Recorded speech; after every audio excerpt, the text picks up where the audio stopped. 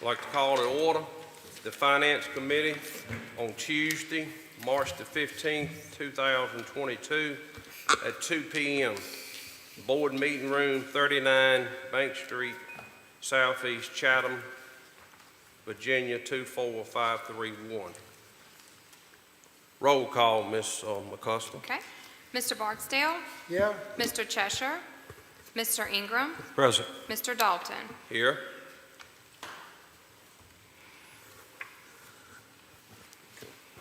Are there any items to add to the agenda?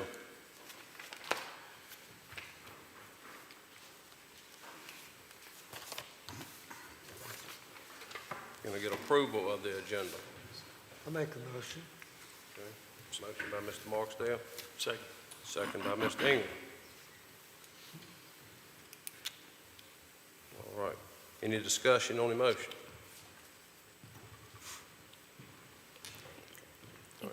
Can I You- get those votes on your iPads, please? Yes.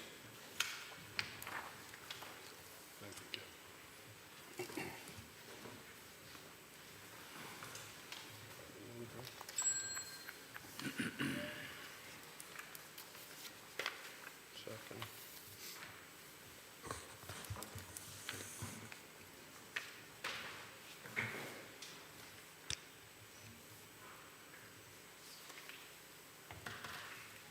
Okay, we good? We're good. All righty. All right, new business. First item is county budget presentation by Mr. Mundy.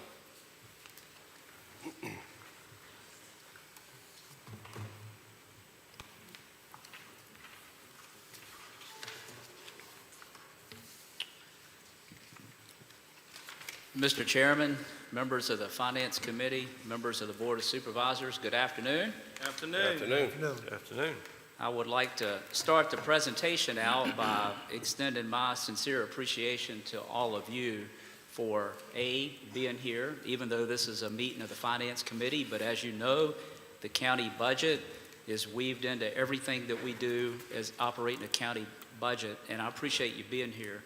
The other thing that I want to thank you in advance for is all of you took the time to meet with Ms. Vanderhyde and I one-on-one a week ago, 2 weeks ago, to offer your input into the budget. That's key. We both listened to what you said you would support, which you may not support, which you may want to debate later.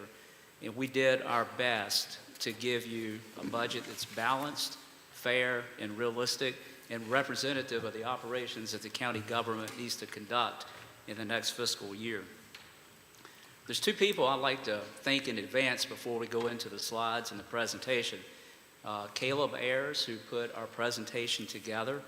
I think he did a good job of getting it all compiled in a concise manner, and also Ms. Vanderhyde. And 5 years ago, when I presented my last budget to you in Pittsylvania County, she has demonstrated to me that she's a dedicated county employee, and I know she has put countless hours into this budget. So I do appreciate my staff, including my department managers, for getting us up until this point in time.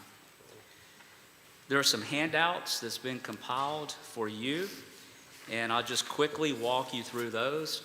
On the front of those handouts, there is the transmittal letter for the budget, which is a quick summary of what's included in the budget, some of the challenges, some of the things that were funded, and some of the things that may have not been funded. And then there's some colored dividers in there that help separate the different topics. You also have the budget summaries in there, including the revenues and the expenditures. And instead of getting that gigantic Sears catalog type book, Ms. Vanderhyde condensed it down for you. But you'll have the revenues and the expenditures in there in the proposed budget. The next section, there's some additional budget information as to the way that subdivider is labeled. And those are changes to the budget that were made after being submitted by the department directors and the constitutional offices. Unfortunately, we can't fund everything that's requested, but they do have a responsibility in asking for what they need to operate their departments. And then there are some questions and answers of budget questions that you answered in those one-on-ones that you had with staff. Ms. Vanderhyde gave those answers to you as well. And then on the last page, there is a summation of some items that is in your contingency budget that's included for funding in the budget if you wish to trigger the release of those funds. That is the contents of your handouts. And Mr. Chairman, if I may, I will head into the proposed budget. Yes.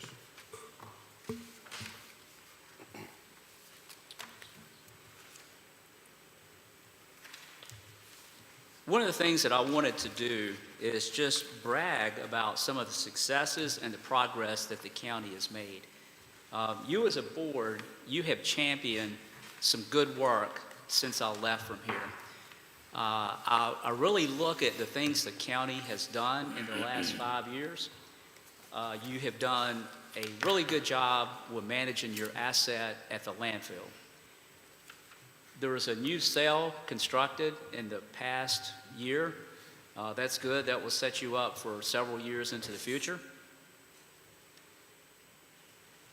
Economic development. A lot of progress has been made in this area. And for our citizens watching at home, I'd just like to highlight some of the success stories in economic development. At the Cane Creek Center, Tyson announced 376 jobs and a $300 million capital investment last year. At the Cyber Park, Wall Raven announced 46 jobs, a $7.15 million capital investment. On Highway 29, J&J Trucking, 27 jobs, $5.2 million investment. At Ringgold West, IPG announced 50 jobs and a capital investment of $45 million. Ringgold West is where that was. And since 2015, this is a big number that I think is worthy of mentioning. In Pittsylvania County, you have added 2,442 jobs, 2,442 jobs, a $911.4 million capital investment. Not only does that add quality jobs to our citizens, it also positions your tax base as a county should moving forward. And then I cannot emphasize enough the progress that our forefathers envisioned at the Berry Hill Mega Park. That site, as you know, has been shortlisted before and has gotten a flurry of recent activity, and hopefully that will bear significant fruits for the county, Danville, and the entire region. So not only in economic development, our future leadership is something that the board did. You know, some additional funds were appropriated for the new fiscal year to continue the internship program. That is our future, and it's good to introduce them to local government. And then looking into 2023 and beyond, you put forward some changes in your zoning code to help balance out growth and property rights and neighbors' rights as well. You will start seeing those rewards coming into beyond 2023 mainly. Each of those, as you know, has different triggers as to when that revenue would be received. And as you know, that is pending permits and approval by any regulatory and boards, including the local level. The Gretna Library, Ms. Toot was here at your last meeting talking about the good fundraising efforts that she initiated to continue various phases of renovations to that library. And yes, libraries are still used and demanded by our citizens. And then the broadband project, you've heard of that partnership that has been announced between the county, Pittsylvania County Schools, River Street, also state funds, and our regional partner at the regional PDC, who will be giving you an update on that at your next meeting. We still have a little more work to do on broadband, but of course it's been a lot of commitment from various levels of funds, including your designation of ARPA funds to make that project a reality. County budget just doesn't come together in a few minutes of time. It takes many months of staff planning and board consideration and approval. The budget started back really before December when you approved the budget calendar. But specifically in December, you approve the CIP, the Capital Improvements Plan, that have not only immediate needs in there, but also they identify future needs so you can start making fiscal preparations for those expenditures. And then December 31st, departmental budget reports were due into the Finance Department. The week of January 17th, the executive team started reviewing the departmental budgets, and then all of that led up today to delivery of a balanced budget to you for consideration. What were the priorities that staff heard from you, the board, in our one-on-one budgets? You made it very clear of what you supported and what you may not be supporting. The priorities that we heard you say is you wanted realistic revenue forecasts. Don't underestimate, don't overestimate the revenues. No tax rate increases. Every one of you were loud and clear about that. Maintain a strong fund balance. In other words, do not balance the budget with funds that we do not have. Make it balanced. You wanted adequate local school funding. In fact, what you told us was we do not want Pittsylvania County schools to go backward. That's right. We want to fund them as much as possible so that they could do the job that they're entrusted to do, that is, educate our children. You also want us to keep pace with inflation and our operational costs. You know as well as I do, that's a moving target now with not only fuel prices, but also regular consumer prices as well. You wanted us to fund immediate capital needs only, anything that we could defer, wait till a day where revenues may be more optimal. You wanted to build some landfill reserves to take care of our future liabilities. You wanted to keep the jail project moving forward. Fund only vital county positions is what you said, is don't add a bunch of county staff unless it's something that we really need. And last but certainly not least, you wanted to maintain adequate employee compensation because you didn't want to go backwards in this, knowing that you put a lot of effort into a new market study and putting your money where your mouth is and showing your county employees that you really appreciate them and you know they got to make a living. Some of the highlights by fund. And the funds that we're going to talk about next will be the capital fund, water and sewer, solid waste, and the general fund. The capital fund, some of the imminent needs that were included in the proposed budget that you're considering today would be a fire truck, a brush truck, a public safety ambulance, and that's a remount. It'd be nice if you could buy a nice modern ambulance for $105,000, but that doesn't get you much anymore. The community-based corrections plan, which is the prep work that you need, that you're required to do legally in order to build or renovate a jail. And also an IT server network upgrade. Again, all of those are included in the proposed budget. These items are not in your contingency budget, but in fact in particular line items in the capital fund. In the water and sewer fund, there is a rate study being done now on water and sewer rates that the county charge. And of course, this information is not available prior to how early the county adopts its budget. And what I want to do is point out here that you are operating an enterprise fund. You hear from your citizenry a lot, run government like a business. You do not want the taxpayers supplementing water and sewer. So what is being done now is a rate study. Once that information is back, staff will review it and bring forward that to you when we're ready with a recommendation. And what will that recommendation include? Well, it's too early to know, but preliminarily, we believe that a sewer rate change will be required very early. And you might have to come back as early as July, do another public hearing, and maybe consider raising your sewer rates. But again, the rate study is the instrument to answer those questions for you. And also, water rate change is anticipated to be a couple of years or a few years down the road. You are using ARPA funds in the proposed budget, $965,000 for the Robin Court system improvement, and another $873,000 for the Horseshoe Road extension. Those are in the draft budget. Solid waste landfill fund, 3 new convenience centers are included, being at Climax Road, Level Run, and Meadow Ridge Court. You know that you recently have approved 3 landfill contracts with our neighbors to take in their garbage, including City of Martinsville and Henry County, Bedford and Danville, and those operational contracts total $1.785 million annually. Well, what does that money do for you? If you're a taxpayer in Pittsylvania County, it does one good thing for you, and that saves the real estate rate and the other tax rates from supporting this enterprise fund. And in your budget this year, we did hear you say that you wanted to start earmarking some money in a liability reserve fund.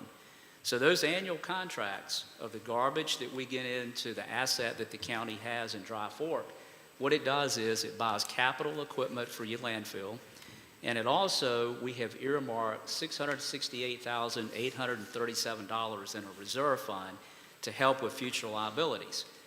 Now, does that mean that $668,000 is going to take care of everything you need in the future? Absolutely not.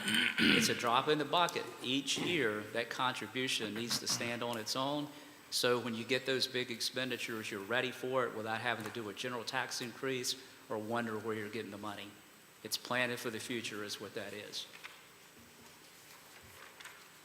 In the general fund, one of the requirements that you gave us in building the budget, you said no tax rate increases will be in the proposed budget. We heard that and we made that happen. So no changes to the tax rate. So where do the county revenues come primarily from? Good old George Washington here shows that the real estate taxes generate about 39% of the county revenues, and state funds accounts for about 29%. So that's 68 cents on the dollar that come from those two sources. And I will remind the committee and the board that the state has not adopted its fiscal budget for the next year yet. If you've been following up with what's happening in the General Assembly, it's in conference right now. The Senate adjourned on Saturday, and no state budget has been adopted. So what we have now is a governor's budget, a Senate budget, and a House budget, but no absolute done deal budget. And Ms. Vanderhyde had to put the budget together based on what she thought the state would do as far as the revenues and the expenses that they charge back with things like the VRS rate, which we do know. But there are still some unknown variables, and hopefully we have a little bit of flexibility in our numbers, but not a lot. Just going to run down the list of our proposed tax rates. Real estate rate would remain at 62 cents per $100 of assessed value. Mobile homes would be the same as real estate. Machinery and tools at $4.50 per $100 of assessed value at 10% of the original asset cost. Merchants capital tax, $2.75 per $100 of assessed value per the fee schedule. And personal property tax at $9 per $100 of assessed value, 30% of market value. And I want to pause here to talk about something very important. Any of you went out to the mailbox in the last year and a half, and you got a card in the mail from a car dealership? What do they tell you they want to buy that you own? Used car. Absolutely, a used vehicle, and we know that those things are going like 120, 130% of market value. So in reality, we know what's happened. The fleet of vehicles that are citizens owned in the county, it had a fair market value prior to this market craze. And we know that fleet value has increased. And really, last week, we just got those numbers, and we know that the value went up a lot, just like you see from the solicitations to buy your vehicles. But what the staff did is we heard in your message that you did not want any tax rate increases, and we honored that request. But what we could not control was the assessed value of those vehicles. So what is included in your draft budget is although the assessed values increase, and remember, we cannot control that. We have to give a fair market assessment. But what we can control is the amount of relief that's offered in the budget. So instead of going with the traditional bucket of dollars from the state personal property relief tax that's reimbursed to the localities, we went above and beyond that in the form of a credit in the budget to where that would help soften the impact to our citizens who are billed for their personal property autos. Make sense? The general fund would help with the revenue numbers being more than last year. Inflation, things cost more, therefore the taxes that we take in and so forth, especially meals tax and sales tax, is at a higher base level. Also, our EMS revenue has increased, and we've had the ARPA funds to help do good things for the community. What hurt us? We, of course, were forced to use our previously certified real estate assessment values plus any new construction that came online since the last rates were certified. We're not able to capitalize on that market bubble on the real estate side. However, we were still able to capture the new construction to where you're getting more in real estate. General fund expenditures, this is what it looks like on the dollars that the county spends. 31 cents goes for justice and public safety, another 28 cents for the local share of education. That comes up to 59 cents on the dollar. And then the other dollars are sliced into various categories.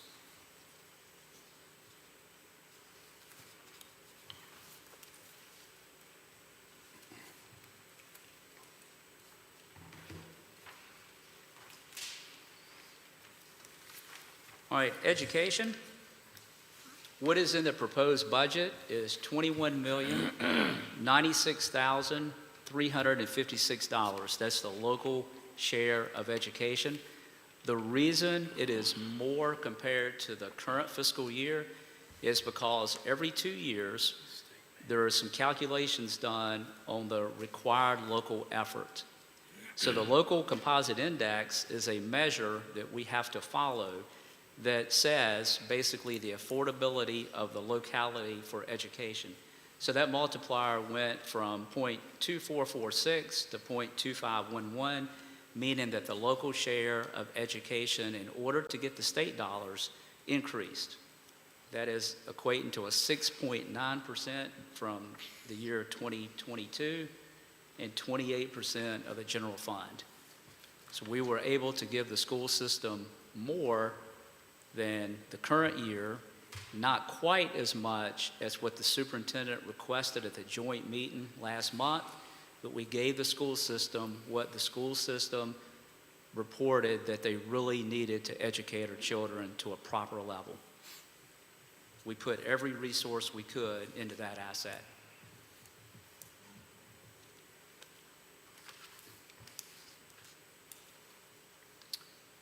Maybe I'm not. Let's see, did we skip a slide? No, I think it went to the right place. Other general fund expenditures, obligated debt, we have $9.8 million included in the budget, which is primarily for middle and high school bond projects that are being repaid, and that does not include the solid waste financial obligations. That's just the general fund long-term debt.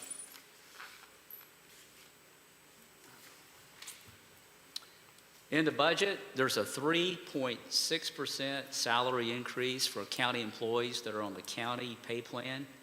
That's to help continue the minimum wage increase and also to compensate our employees who are paying more for their consumer goods, their fuel, and so forth, and to show them that we support them and appreciate their work for the county.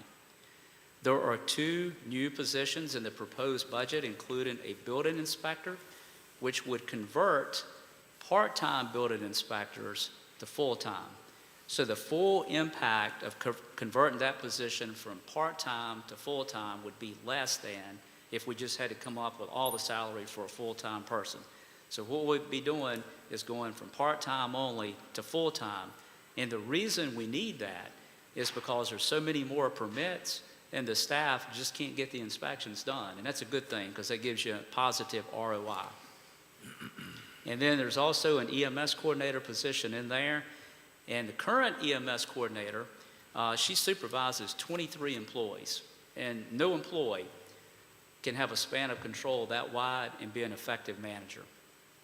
Those two were immediate priorities, even determined by our HR department, that were in need of imminent funding. And then you'll see a little bit later, there is a position in the circuit court clerk's office that will be in your contingency budget, and we'll talk a little bit more about that in a few minutes. But these are clear-cut, funded in the proposed budget, these two. Electricity rates are jumping up like everything else, up about 20%. Gas prices represent an increase of about 27% in operating expenditures, and the VRS rate increased by 13.4% that we have no control over. So looking back at those budget priorities, we feel that we can check every box. I'm not going through all those again, but we feel that the proposed budget that you have before you does exactly what you instructed us to do in the budget that you wanted brought back for consideration today.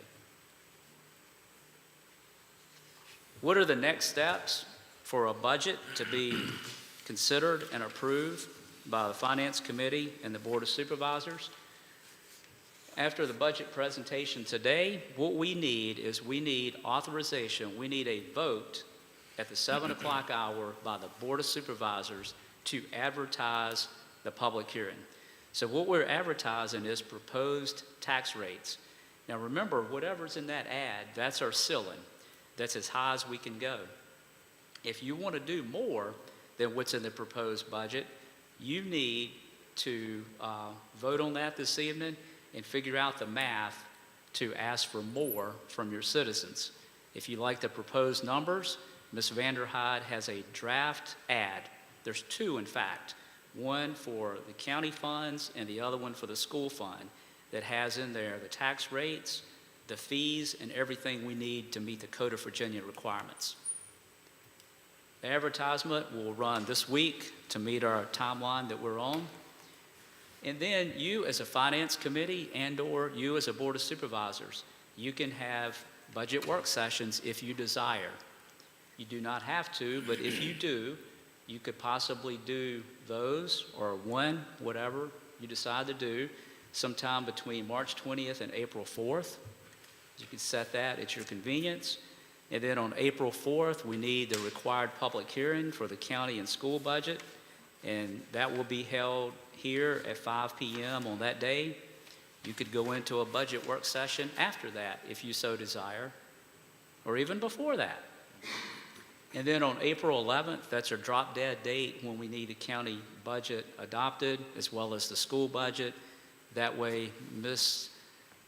Gord and also Mr. Shorter can do their part, get the tax tickets generated, get those bills out, and the citizens have time to pay their county taxes.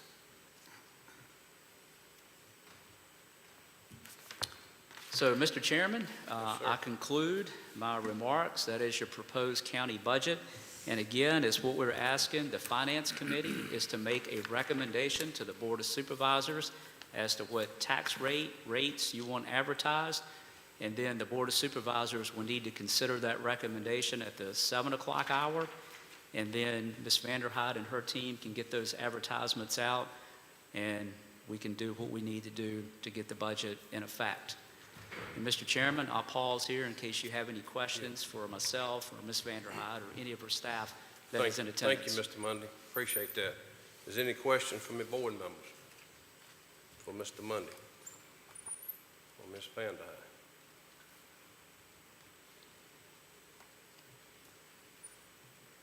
Okay, I'm not Mr. a member Warren? of the Finance Yeah, Committee. that's fine. But I have a clarification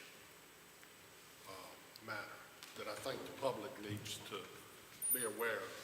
And I do agree with you, Mr. Mundy, that in the presentation it does reflect a 6.9% increase over what we gave the school system in 2022. But in reality, our required contribution went up by $2,570,167. So I think the public needs to know And the Finance Committee needs to understand that this actually is a reduction from where the position we were in before, which was about 12% over the minimum, and we're going back to only 5% over the minimum requirement. So I didn't want the public to think that when we pretty much have got a flat budget for all departments, other than the built-in salary increases, that the school system was getting, an additional 7%. The school system is actually losing considerable revenue, and it's out of their control, out of our control to a large degree because of the way the composite index changed. And I'll go back to saying the same thing I said in our joint meeting with the school system. The only way we can affect a change to assist our county citizens from this negative thing that acquires when you are successful is to lobby our state legislators to look at this when we have projects and make those changes predicated on the net tax revenue generated by economic development, not the gross tax revenue. And because it really puts us in a tough position. And the first feedback we're going to get will reflect negatively on this board, because you can bet you that we're going to come down the list as far as the top level school funding. We're going to be back on the bottom again. And it's not because we haven't tried as a county to stay up to date with that trend. It's because the good work that's been done the last 4 or 5 years for economic development has actually come back to somewhat haunt us.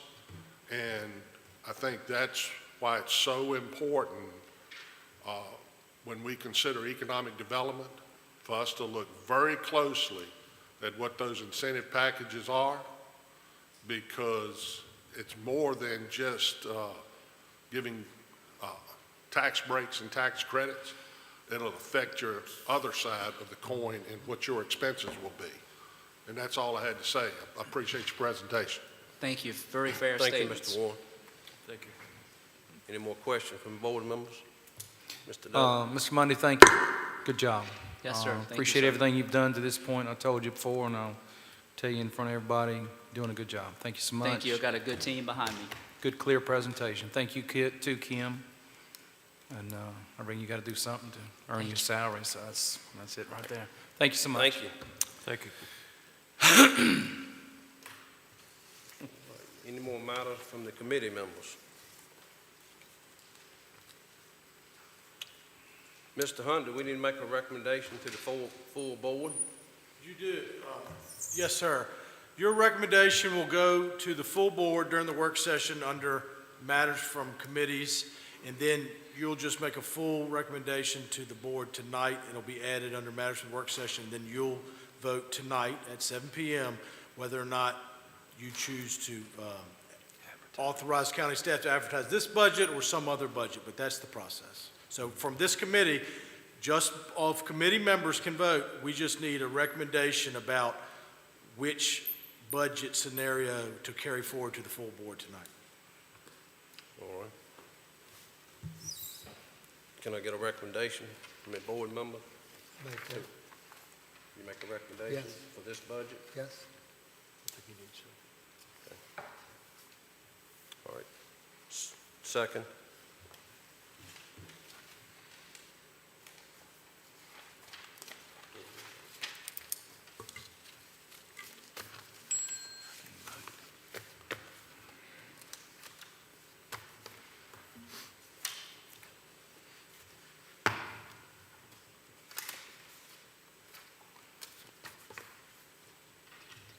Okay. I'm missing one vote.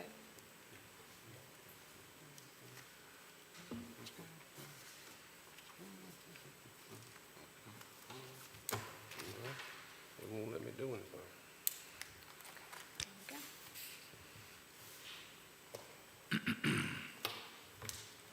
Okay, recommendation approved.